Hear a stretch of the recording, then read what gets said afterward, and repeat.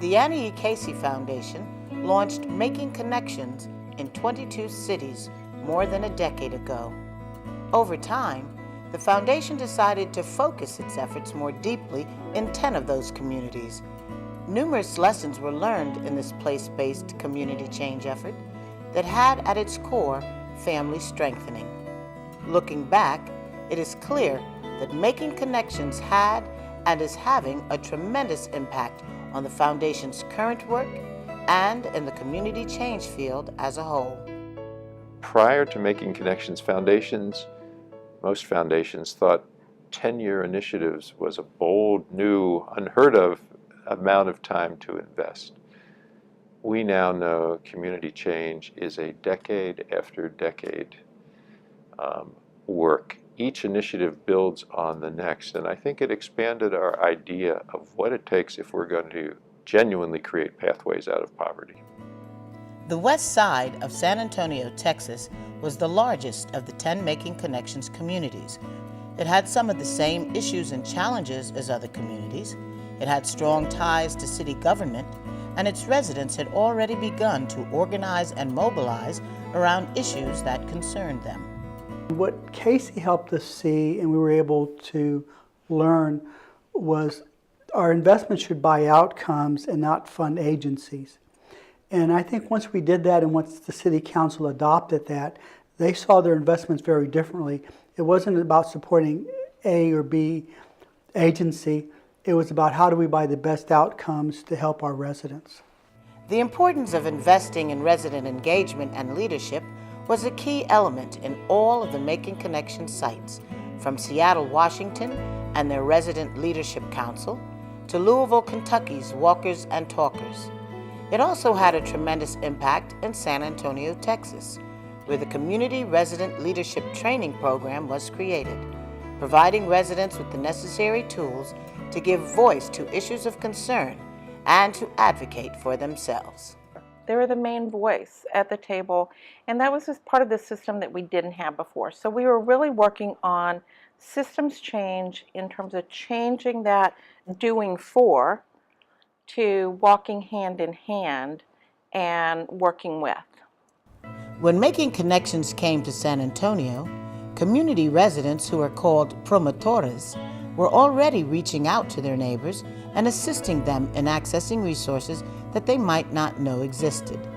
As a result of the Community Resident Leadership Training Program, those promotores have gained additional skills and tools to help them in their work.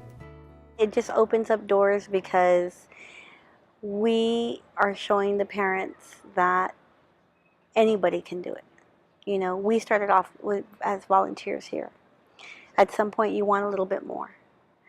And taking those kind of classes just gives you the confidence that you need in order to do something like that.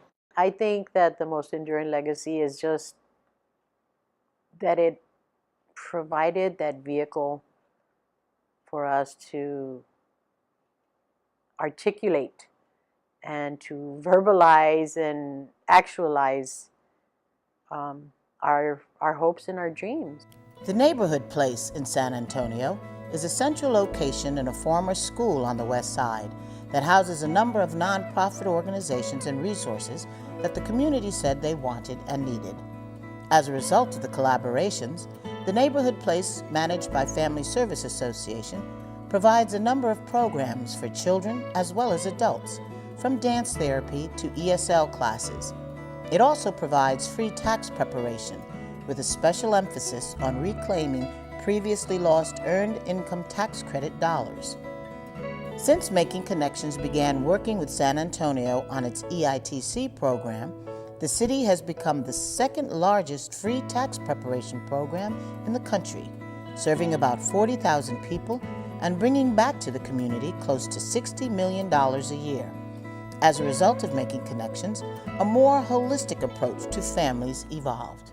One of the real lessons that came out of Making Connections was the beginning of what we're now calling our two-generation approach to place-based development, in which we work simultaneously with parents and caregivers and their children, so their children are doing well, in school and thriving socially and emotionally, and parents are doing well in terms of accessing opportunity. That really started taking shape during Making Connections, and it's sort of the main lesson that's now influencing our next generation of work.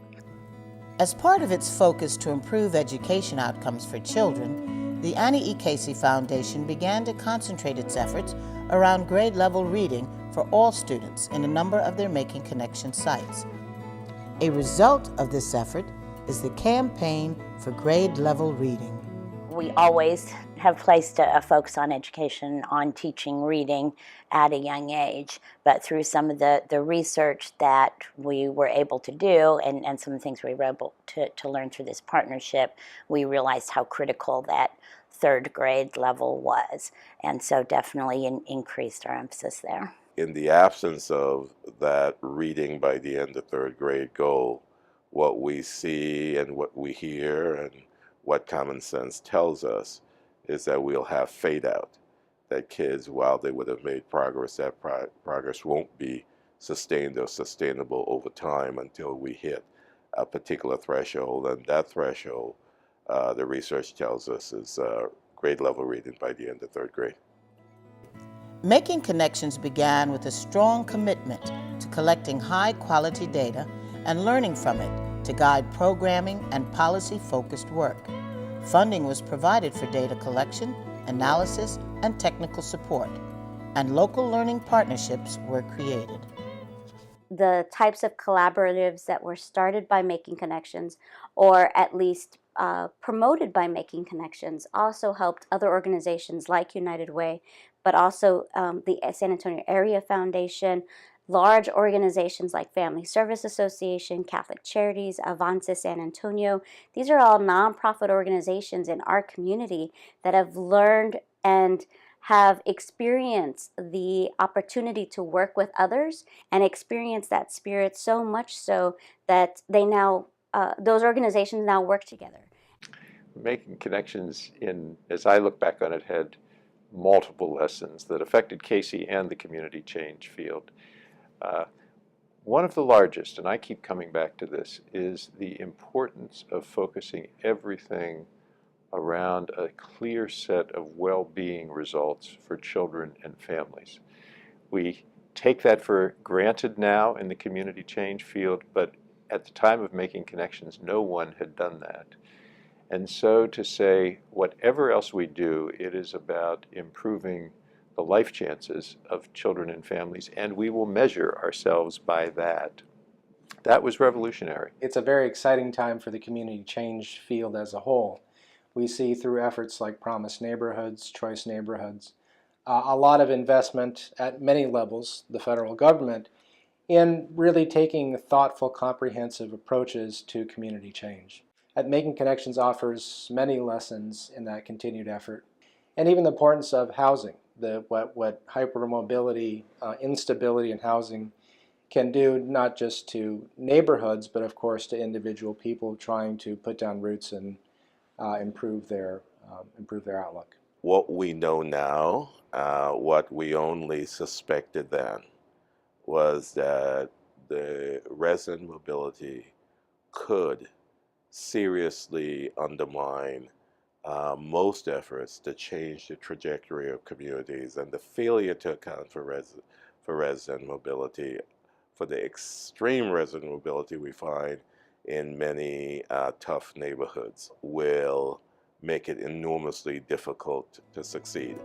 Lessons learned from the Making Connections initiative would prove to inform not only Casey's ongoing work and the community change field, but other funders as well. We spent about 18 months thinking about how to engage in our own 10-year place-based initiative, Building Healthy Communities, and we spent a fair amount of time engaging the Making Connections team and staff, learning from their lessons. I think what we learned from them, number one, is place matters, and place matters in a powerful way in terms of health and well-being outcomes for children and families. Secondly, place is not just a place of distress. It's a place of assets, it's a place of leadership, it's a place of innovation, it's a place of ideas. And so tapping into the assets in those neighborhoods and those communities matters greatly. We have to drive towards a set of results. We have to make sure that every dollar we're investing is really going to create a transformational impact on behalf of kids. And I think as the incoming president of the Skillman Foundation, that's my objective, is that I really want for philanthropy to show that you can name an issue and you can really drive results to change that issue for the better of low-income and disadvantaged children. It's been a real incredible experience to have in the Making Connections influence here in what we've done. We've definitely impacted families. We've also impacted the school system, the community system. We're impacting the business system here. And so it continues to travel and it continues to work. So I think the legacy that it leaves has been tremendous and will be felt for a long time.